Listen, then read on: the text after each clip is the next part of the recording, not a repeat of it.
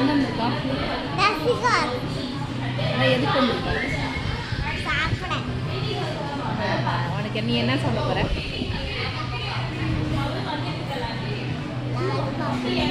லாலிபாப்பா? அப்புறம் காசு தருவாங்க.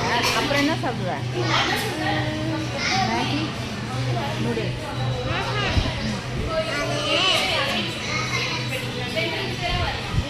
முட்டை தோசையா? இங்கே முட்டை தோசைலாம் நைட் தான் கிடைக்கும்.